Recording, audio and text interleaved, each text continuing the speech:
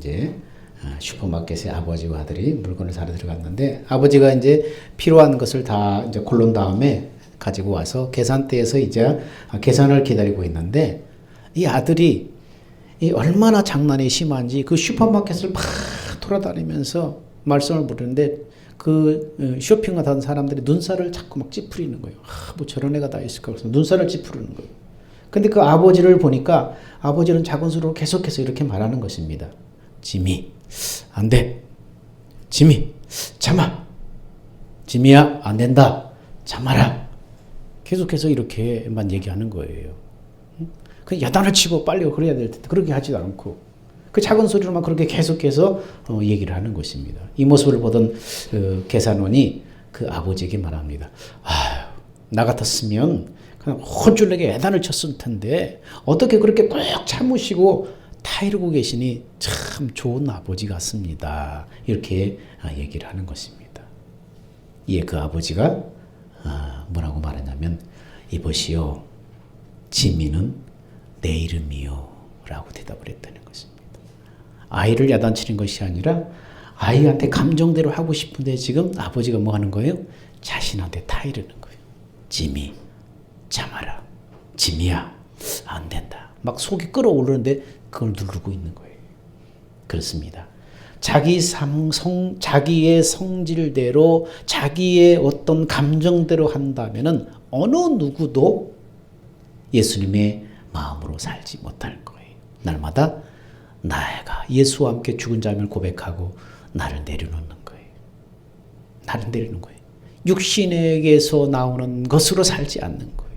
너는 죽었잖아. 안 돼. 그리고 예수를 바라보는 거예요. 내 안에 계신 예수님을 믿음으로 바라보는 거예요. 여러분, 사람의 마음은 마치 밭이나 정원과 같습니다. 아름답게 그것을 가꿀 수도 있고 거친 들판처럼 그냥 놔둘 수도 있어요. 근데 어떤 경우든 간에 아름답게 가꾸든 버려두든 어떤 경우든 간에 씨를 뿌린 것과 같이 반드시 싹이 나게 돼 있다는 거예요. 가꾸든 안 가꾸든 결국 다 싹이 나게 돼 있다는 거예요. 만일 좋은 씨를 뿌리고 정성껏 가꾸지 않는다면 어디선가 이름 없는 씨앗들이 날아와서 그곳에 무성하게 풀, 잡초 여러 것들이 나요. 곡식을 심으면 곡식을 심고 아무것도 안 심은 그곳에도 무언가가 난다는 거예요. 그래서 영국의 성직자이며 작가였던 찰스 케일럽 콜턴은 이렇게 말합니다. 만일 악을 뿌리 뽑을 수 있는 힘을 가진 자는 그 자리에 덕을 심도록 하라. 악을 뿌리 뽑을 수 있는 힘을 가진 자는 그 자리에 덕을 심도록 하라. 그렇지 않으면 또다시 수고를 해야 한다. 잡초가 자랐던 억생 토양에 아무것도 나지 않게 하는 수고보다 훨씬 적은 수고로 미리 나게 할 수 있을 것이다. 이렇게 말을 했습니다. 그렇습니다. 우리 안에 악을 뽑을 수 있는 힘, 악을 뽑을 수 있는 열정, 에너지, 그것이 있다면 차라리 그곳에 악을 뽑으려고 거기 모든 에너지를 쏟고 그렇지 말고 차라리 그곳에다 덕을 심어라. 덕을 심어라. 네가 뽑는 그 토양, 억센 그 마음의 토양에 뭔가를 막 뽑아내고 그거가 싸우고 그거보다도 그 수고보다 그 훨씬 적은 수고로 네 마음에다 뭐예요? 유익한 것을 오히려 심을 수 있다는 거예요. 뽑고 제거하는 것보다 좋은 것을 심으면은 그런 것들은 나지 않는다는 거예요. 오늘 본문에 하나님을 사랑하는 다윗의 마음을 우리가 잘 엿보게 돼요. 다윗의 마음. 우리가 오늘 마음밭을 얘기하는데 오늘 사무엘 7장 8절에 보니까 이렇게 말합니다. 같이 한번 읽어볼까요? 그러므로 이제 내 종 다윗에게 이처럼 말하라. 만군의 여호와께서 이처럼 말씀하시기를 내가 너를 목장 곧 양을 따르는 데서 취하여 내 백성 이스라엘의 주권자를 삼고 하나님께서 다윗을 이스라엘의 주권자로 삼으셨다. 이렇게 말씀하고 있습니다. 주권자에 해당하는 히브리어는 나가드라는 그런 말인데 하나님이 주권적으로 선택해서 하나님이 주권적으로 선택하신 하나님의 일꾼을 표현할 때 쓰는 말이에요. 하나님이 주권적으로 선택해서 쓰는 일꾼. 이 말 속에는 다윗을 향한 하나님의 분명한 의지가 보이는 거예요. 다윗을 선택해서 일꾼으로 쓰겠다는 하나님의 의지가 그 속에 들어있는 것입니다. 이런 하나님의 주권적인 선택으로 양을 치는 목동에서 이제 그는 이스라엘의 왕으로 등극하게 되는 것입니다. 그런데요, 왜 하나님은 일개 양치기 목동에 불과한 다윗을 선택해서 이스라엘 왕으로 삼았는가? 그 단서를 우리는 7장 2절에서 발견할 수 있습니다.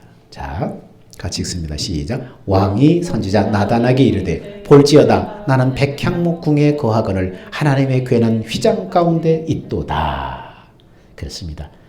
여기서 다윗의 마음, 하나님을 향한 다윗의 마음을 엿볼 수가 있습니다. 나는 호화로운 왕궁에 살면서 하나님의 언약궤는 장막 성전에 있는 곳에 있는 것을 죄스럽게 생각하고 안타깝게 생각한다는 거예요. 하나님의 언약궤는 하나님의 임재의 상징이기 때문에 하나님의 언약궤를 사랑한다는 것은 하나님을 사랑하는 것과 같은 것입니다. 그렇습니다. 다윗은 하나님을 사랑했기 때문에 장막 텐트에 모신 그 하나님의 언약궤를 생각하면서 자신의 안락한 이 삶을 부담스러워했다는 거예요. 하나님을 사랑하기 때문에. 사람은요, 어려울 때 하나님을 찾지만은 일이 잘 풀리고 등 따숩고 배부르게 되면 하나님을 잊어버리는 경우가 많아요. 그런데 다윗은 어려울 때 하나님만을 의지했습니다. 양치기 목동 시절에 곰과 사자와 싸울 때도, 공격할 때도 하나님만 의지했습니다. 골리앗과 싸울 때에도 하나님만 의지했습니다. 사울에게 쫓겨서 생사가 경각에 달릴 때에도 그는 오직 하나님만 바라보고 하나님만 의지했습니다. 그러다가 오늘 본문처럼 주위의 모든 원수들을 다 무찌르고 평안할 때, 궁에 평안하게 살 때에도 하나님을 사랑하는 마음이 변함이 없었습니다. 그래서 어떻게 하십니까? 나는 이런 편안한 호화로운 궁에 거하거늘 하나님의 언약궤는 저 휘장 가운데 있도다. 저 장막 텐트 속에 있도다. 이렇게 다윗이 하나님을 사랑하는 마음을 이렇게 표현하고 있습니다. 다윗의 마음에는 항상 하나님을 의식하고 하나님을 사랑하고 하나님께 영광 돌릴 것으로 가득 차 있다는 것을 발견하게 됩니다.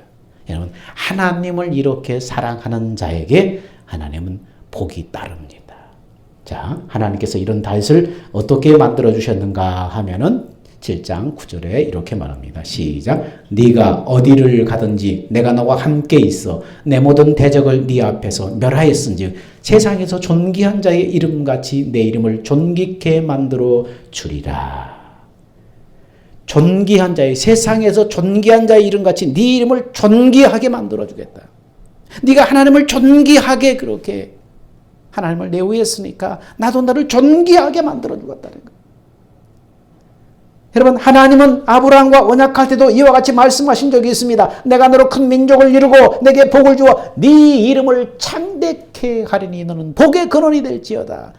여러분, 아브라함의 이름을 여러분 어떻게 한다고요? 창대케 하신다. 복으로 삼아주신다. 그렇게 말씀. 오늘 여기 오늘 다윗에게도 뭐라고 해요? 존귀한 자의 이름같이 네 이름을 존귀하게 만들어주겠다. 위대하게 만들어주겠다. 그렇게 지금 말씀하시는 거예요. 이것은 네 이름을 존귀하게 만들어줬다는 것은 이 언약을 개인적으로 다윗 한 사람의 존재와 인격뿐만 아니라 다윗의 그 후손까지도 모든 사람에게 존경받을 것이라는 그런 내용입니다. 여러분, 이름은 뭐예요? 그 사람의 그 자체예요. 인격 자체예요. 하나님은 다윗의 이름을 존귀한 자로 만들어주라고 하신 것은 그가 자기의 어떤 안일보다도 먼저 하나님의 영광을 생각하고 하나님의 성전을 지어서 봉헌함으로 하나님을 영화롭게 해드리고 하나님을 존귀하게 해드리고자 했던 그 마음을 하나님께서는 받으시고 기뻐하셨다는 것입니다. 하나님은 다윗의 마음을 받으셨다는 거예요. 이와 같이 하나님은 당신을 존귀하게 해드리고자 하는 사람에 대해서는 당신이 친히 그를 존귀하게 만들어주시는 분이라는 거예요. 그가 하나님을 존귀하게 여기는가 아니면 하나님을 만홀히 여기는가는 여러분 그의 마음, 그의 하나님은 마음을 감찰하시기 때문에 마음을 보셔요. 마음은 어디 뭘로 표현되게 있어요? 행동으로, 태도로 나타나게 돼 있어요. 근데 인간은 겉으로 드러난 것만 보지만 하나님은 중심, 겉으로 드러난 태도, 행동의 그 깊은 중심, 마음을 하나님은 감찰하시는 거예요. 하나님을 정말 존귀하게 여기고 하나님을 경외하는가? 아마 하나님을 만홀히 여기는가? 하나님을 경외하는 사람, 하나님을 존귀 여기는 사람은 어떻게 태도와 행동이 달라요. 예배의 태도와 행동이 달라요. 기도의 태도와 행동이 달라요. 삶의 태도와 행동이 달라요. 그러면 하나님은 다윗이 하나님의 성전을 지켰다는 말을 왜 그토록 기뻐하시고 흡족해 하시는가? 성전이 뭐길래 그렇게 내 하나님의 성전 지켰다는 그 말에 하나님은 이렇게 기뻐하시는가? 그리고 다윗을 마음껏 축복해 버리시는가? 여러분, 구약시대에 땅에 있는 성전은 영적인 관점에서 볼 때 그것은 하나님이 지으시려고 하는 성전의 그림자예요. 그림자. 상징이고 그림자예요. 실체가 아니라는 거예요.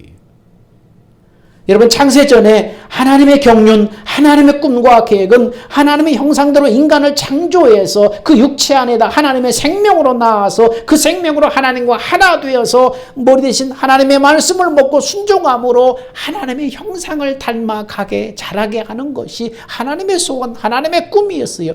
창세전에 하나님의 꿈과 계획. 이런 삶을 성경 뭐라고 말합니까? 하나님의 성전 되어서 살아간다. 이렇게 표현을 합니다. 이것이 바로 이 땅을 향하신 하나님의 우리의 뜻이에요. 우리를 향하신 하나님의 뜻이에요. 이 땅에서 우리를 향하신 하나님의 뜻이에요. 우리가 성전되어 살아가는 것, 이것이 하나님의 꿈이에요. 그래서 우리 육체의 장막을 벗고 나면 우리 육신이 이제 이 육신을 벗는 육체의 죽음이 끝나면은 그 영혼은 하나님의 나라에 들어가서 하늘의 기업을 상속받게 하는 거예요. 이것이 영원전에 하나님의 경륜이었어요. 하나님의 꿈과 계획이었어요. 이 계획을 이루기 위해서 하나님이 세상을 창조하신 거예요. 그리고 인간을 창조하신 거예요. 그리고 에덴을 창설하신 거예요. 그런데 인간은 하나님께 순종해서 영생을 얻는 대신에 마귀의 유혹을 받아서 마귀에게 순종함으로 마귀의 종이 되어버렸어요.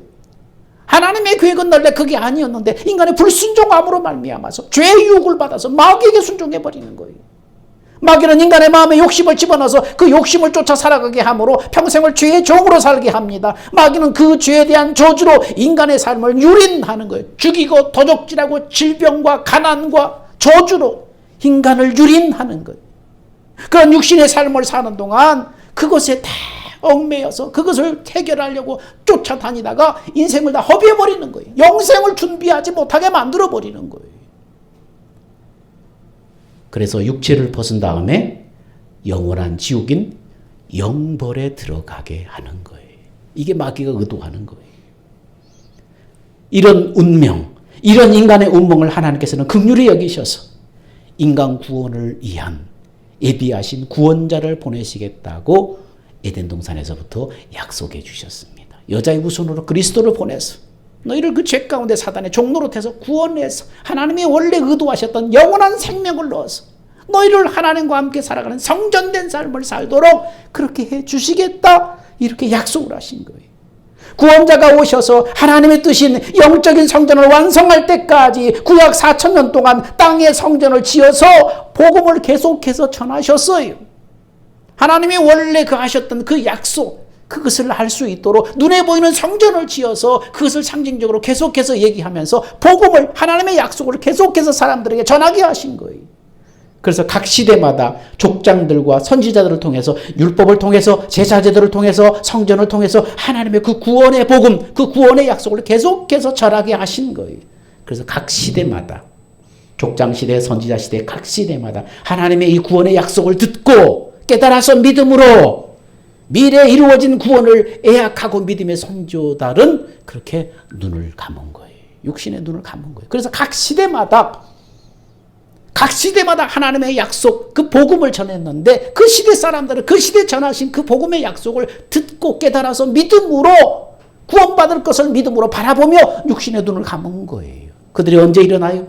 주님이 재림하실 때 그들이 다 일어나는 거예요. 생명의 부활로 그들이 다시 다 일어나는 거예요. 자, 그런 하나님의 계획이 있었습니다. 그래서 드디어 그 하나님의 약속을 이룰 때가 되어서 인간의 역사 속에 이제 하나님의 그 약속을 이루어질 때가 되어서 하나님의 약속하신 구원자가 처녀의 몸에 성령으로 임신이 되어서 인간의 몸으로 이 땅에 오셨어요. 그리고 그 약속하신 구원자 예수 그리스도는 인간의 죄를 대속해서 십자가의 고난과 죽음으로 인간의 죄값을 다 청산하셨어요. 그리고 사흘 만에 부활하셔서 대속하신 인간의 모든 죄값이 완벽하게 주님이 청산하셨음을 입증하시고 그리고 하늘로 승천하셨습니다. 이 하나님의 약속과 우리 구원을 위한 예수님의 십자가 이루신 일을 믿고 예수를 나의 구주 나의 하나님으로 마음에 모신 사람에게는 예수님이 부활의 영이신 성령으로 우리 안에 들어오시는 거예요. 내 마음을 성전 삼아서 우리 안에 들어오시는 거예요. 이렇게 오신 예수님은 뭐라고 말씀하세요? 내가 너를 결코 버리지 않고 떠나지 않겠다. 내가 세상 끝날까지 너와 함께 하겠다. 이렇게 약속하셨어요. 예수의 부활행이신 성령님이 영원한 하나님의 생명을 가지고 내 안에 오셔서 나의 생명이 되셨어요. 내 마음을 성전 삼아 이곳에 임재하셨어요. 마귀의 종 노릇하던 내 죄를 청산하고 나를 하나님의 생명으로 낳아서 내 안에 오셔서 나와 함께 사시면서 말씀하시고 인도하신다는 것이 하나님의 약속하신 천국 복음이에요. 이 약속을 믿음으로 죄사함과 구원이 이루어지는 거예요. 이 약속을 에덴 동산에서 아담과 하와에게 원시 복음으로 주셨고요. 아브라함에게는 할례 언약으로 주셨고요. 출애굽에서 신광야에서 두 번째 언약으로 주셨고요. 에레미야 시대는 새 언약으로 반포하셨고요. 다윗 시대는 다윗 언약으로 주셨던 거예요. 오늘 본문 속에 이 다윗 언약이 있어요. 나는 내 아버지고 너는 내 아들이 되리라. 이 복음을 통해서 그렇게 되리라는 거예요. 이것이 바로 예수님이 40일간 광야에서 마귀에게 시험 받으신 다음에 전하신 천국복음이에요. 그분이 예수님이 시험 받으신 다음에 40일 후에 금식 후에 시험 받으신 다음에 비로소 천국복음 하나님의 나라의 복음을 전하셨다고 기록하고 있습니다. 이제 예수님을 마음에 영접해서 마음의 성전에 성령이 내주하는 성도들은 이제 성전된 삶을 살아야 돼요. 성전된 삶은 뭐예요? 성전 짓는 삶이에요. 이제 마귀의 종됐던 나의 옛사람이 십자가에 죽었음을 내가 믿고 이 죽은 육체의 욕심에 반응하지 말라는 거예요.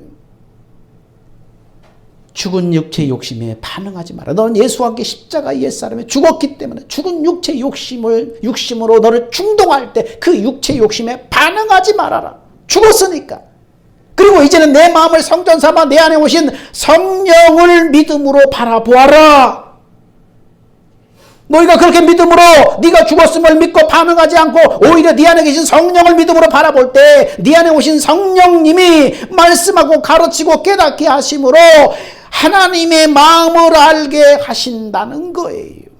그래서 하나님의 마음을 알게 하셔서 하나님의 마음을 우리한테 부어주시면 그 마음으로 주님과 내가 하나가 되어서 비로소 성전이 되는 거예요. 성전이 되어서. 그래서 머리 대신 주님의 음성을 그때부터 마음으로 듣고 그 마음에 순종할 때에 주님이 나를 통해서 일하시고 나는 주님의 영광을 보고 누림으로 성전으로 지어져 가는 거예요. 주님의 형상으로 내가 지어져 가는 거예요. 영혼이 예수님의 형상, 하나님의 형상을 닮아서 날마다 지어져 가는 거예요.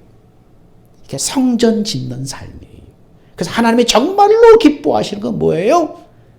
우리가 하나님의 성전 되어서 성전 짓는 삶을 살아가는 거예요.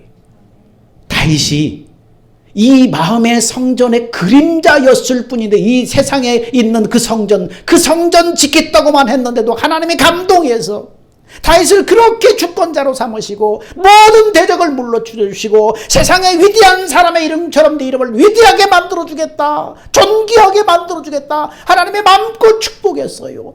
그림자 이 땅에 마음 성전의 그림자였을 뿐인데도 그걸 지켰다고 하는 그 마음에 하나님이 감동하셨다면 이 그림자의 실체이신 예수님이 죽으시고 부활하셔서 내 마음의 성전으로 임하셨는데 이 성전을 짓는 삶을 살아가는 우리는 어떤 복이 예비되어 있을까요? 말할 수 없는 복이 우리 안에 예비되어 있는 거예요. 우리가 성전되어 살아가면 하나님은 감동하실 거예요. 내가 죽고 내 육체의 욕심에 반응하지 않고 이제는 나를 성전 삼아 내 안에 오신 예수의 영, 바로 성령을 믿음으로 바라보며 성령을 의탁할 때 성령이 말씀하고 가르쳐서 인도하시는, 그래서 하나님의 형상을 우리가 날마다 닮아가서 지어져 가는 그 모습을 볼 때 하나님은 감동하시고 마음껏 축복하시고 기뻐하시는 것입니다. 여러분, 시편 91편 14절은 그래서 이렇게 말합니다.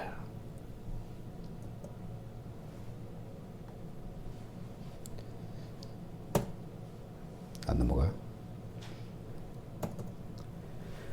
시편 91편 14절에 하나님이 가라사대 저가 나를 사랑한즉 내가 저를 건지리라. 저가 내 이름을 한즉 내가 저를 높이리라.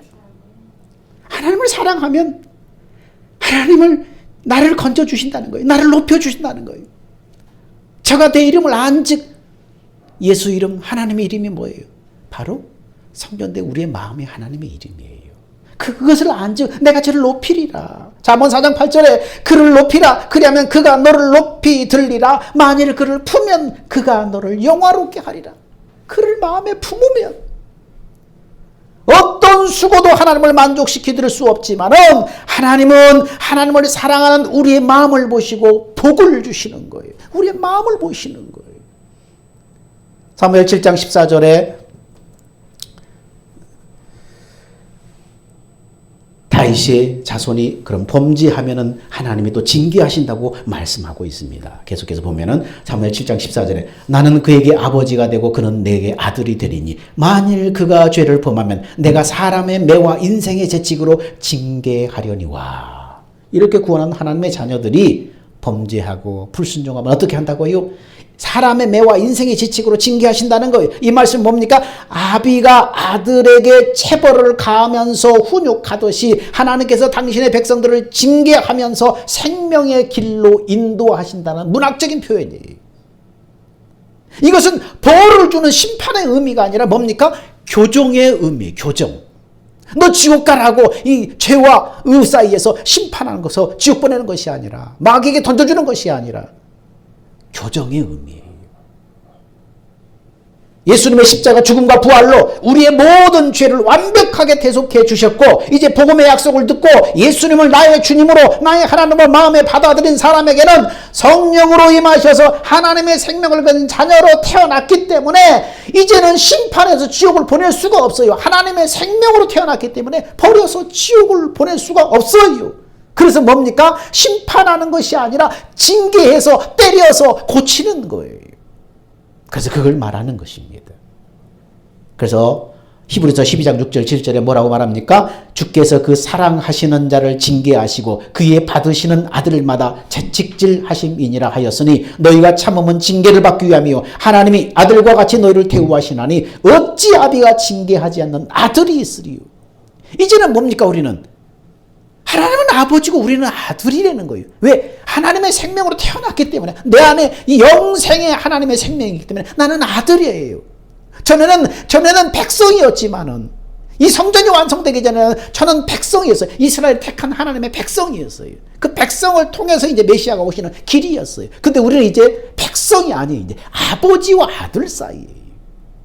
그래서 영원한 약속을 하나님이 언급하실 때 항상 나는 저희 아버지가 되고 저는 내 아들이 되리라. 이런 말씀이 이게 반복적으로 성경 속에 계속되고 있어요. 그 말씀 뭡니까? 그 영원한 그 약속으로 이루어질 그 복을 말하는 것입니다. 그러시면서 하나님께서는 다윗에게 약속하신 것이 뭐지냐 이렇게 약속을 하셨는데 16절에 보니까 내 집과 내 나라가 내 앞에서 영원히 보존되고 네 왕위가 영원히 견고하리라. 집과 나라가 영원히 보존되고 네 왕위가 이 보좌가 영원하리라 이렇게 말씀하셨어요. 근데 이 하나님의 약속에도 불구하고요 다윗 왕국은 어떻습니까? 다윗과 솔로몬 샤후에 남북으로 분열되고 말았어요. 그리고 급기야는 BC 586년 예수님이 이 땅에 오시기 전 586년 전에 예루살렘의 함락됨으로 말미암아서 이스라엘의 남북 왕조가 모두 멸망하고 말았어요. 그렇다면 집과 나라가 영원히 보존되고 왕위가 영원하리라고 한 그 약속은 어떻게 된 것입니까? 하나님의 약속을 안 지키셨나요? 아니에요. 여기서 말하는 영원한 나라는 보다 궁극적이고 본질적인 나라를 말하는 것입니다. 그것은 뭡니까? 다윗의 후손으로 오시는 예수 그리스도가 왕이 되시는 메시아 왕국, 영원한 하나님의 나라를 말하는 거예요. 예수님이 왕이 되시는 나라, 메시아 왕국을 말하는 거예요. 누가 우리의 왕이에요? 우리 마음에 누가 왕이에요? 누가 머리예요? 예수님이 예수님. 그러므로 여기서 내 집과 나라가 영원히 보존되고 네 왕의 보좌가 영원하리라 그런 것은 뭡니까? 바로 예수님이 왕이 되신 다윗의 후손, 육신의 다윗의 후손을 통해서 예수님이 이 땅에 오셨는데 그 예수가 만왕의 왕이 되시는 메시아 왕국, 영원한 하나님의 나라를 말하는 것입니다. 여러분, 하나님은 사랑이라고 성경은 말씀하시요. 그 사랑의 하나님이 계신 곳이 어디예요? 하나님의 나라예요. 하나님이 계신 곳이 하나님의 나라예요. 천국은, 하나님의 나라는 여기 있다 저기 있다가 아니라 너희 마음속에 있느니라. 예수님이 그렇게 말씀하셨어요. 천국, 하나님의 나라는 하나님이 계신 곳이 하나님의 나라예요. 하나님은 사랑이시요 하나님은 사랑이심이니라. 그러므로 하나님의 나라는 어떤 나라예요? 사랑의 나라예요. 아가페 사랑의 나라예요. 삼위 하나님은 믿는 자를 성전 삼아서 우리 안에 내주하시면서 세상 끝날까지 함께 하신다고 약속하셨습니다. 성전된 삶은 예수를 머리로 해서 예수님이 몸이 되어서 주님의 음성을 듣고 살아가는 삶이 성전된 삶입니다. 그러므로 이 땅에 경험하는 하나님의 나라는 하나님의 성전된 삶을 사는 사람의 마음이 하나님의 나라예요. 예수님이 왕 되신 하나님의 나라예요. 예수님이 우리 안에서, 우리 마음의 보좌에서, 이 마음의 성전에서 예수님이 왕이시고 이 마음 자체가 예수님을 머리로 해서 살아가면 그 사람의 마음이 뭡니까? 그 사람의 마음이 하나님의 나라라는 거예요. 이렇게 하나님이 성전된 삶을 사는 사람의 마음은 뭐겠어요? 아가페 사랑이에요. 주님의 마음이에요. 아까 하나님의 나라는 아가페 사랑의 나라라고 그랬잖아요. 어떻게 그렇게 될 수 있어요? 성령이 우리에게 말씀하시고 가르쳐서 하나님의 마음을 알게 하셨어. 우리 안에 뭘 부어주세요? 예수의 마음을 부어주시는데 그 예수의 마음이 뭐예요? 아가페 사랑이에요. 이 땅에서 하나님의 나라를 이루며 사는 사람이 주님이 재림하실 때에 그래서 영원한 하나님의 나라에 비로소 들어가는 거예요. 이 땅에서 성전되어 하나님의 나라 되어 살다가 육신을 벗는 날 정말로 영원한 하나님의 나라로 그 사람이 들어가는 거예요. 하나님의 생명이 있고 하나님의 성전되어서 살다가 바로 하나님의 나라 되어서 내가 살다가 그런 사람이 하나님의 나라로 들어가는 거예요. 율법적으로 그냥 그렇게 이 땅에서 교회 생활, 종교 생활을 하는 사람이 하나님의 나라로 들어가는 것이 아니라 이 복음의 진리를 알고 성전되어 살다가 진짜 참된 하나님의 나라로 들어가는 것입니다.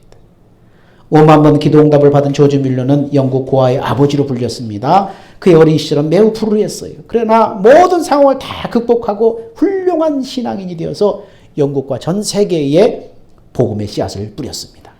그가 살던 19세기 유럽에는 인본주의 철학과 자유주의의 사회 분위기 속에서 더 이상 하나님은 필요 없다. 이런 교만이 팽배하게 그 사회 속에 여러분 팽배했습니다.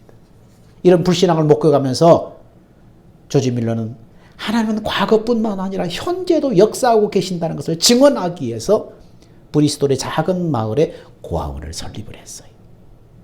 그는 고아원을 운영하는 65년 동안 한순간도 정말 하나님의 은혜 없이는 살 수 없음을 체험했습니다. 65년 동안 순간순간 기적적인 그 하나님의 살아계신 하나님의 은혜를 계속해서 목격했다고 그래서 사람들에게 그것을 증거하고 책으로 전하고 있어요. 봐라! 하나님 이렇게 살아계시지 않냐?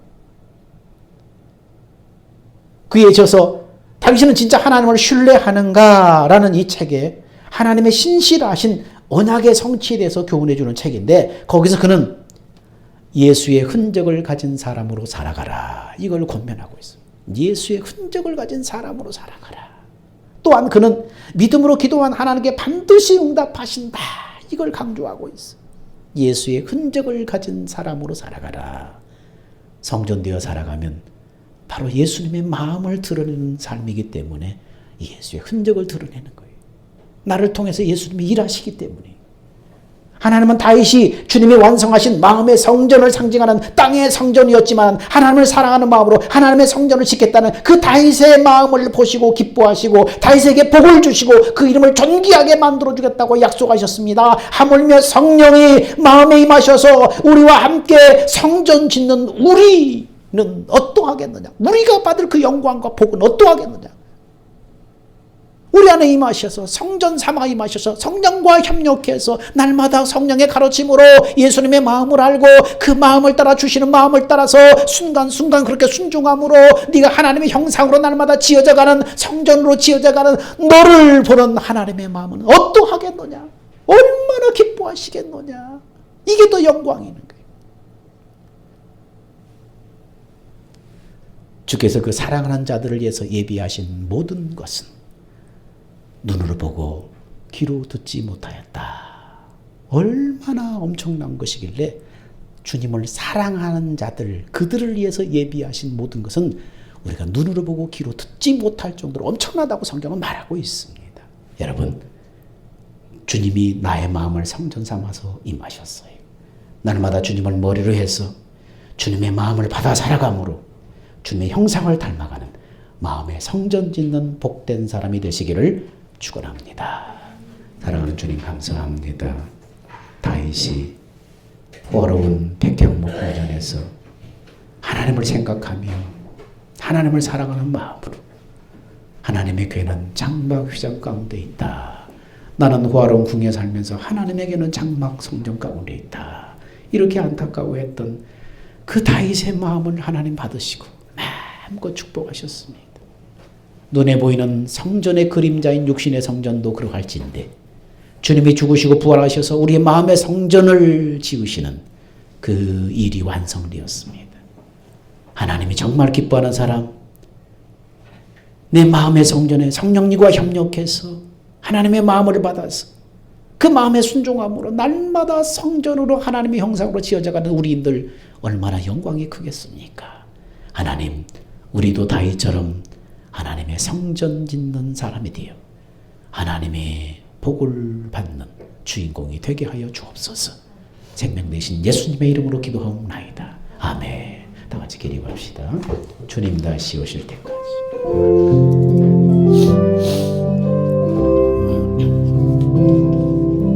주님 다시 오실 때까지 나는 이 길을 가리라. 좁은 문 좁은 길 나의 십자가 지고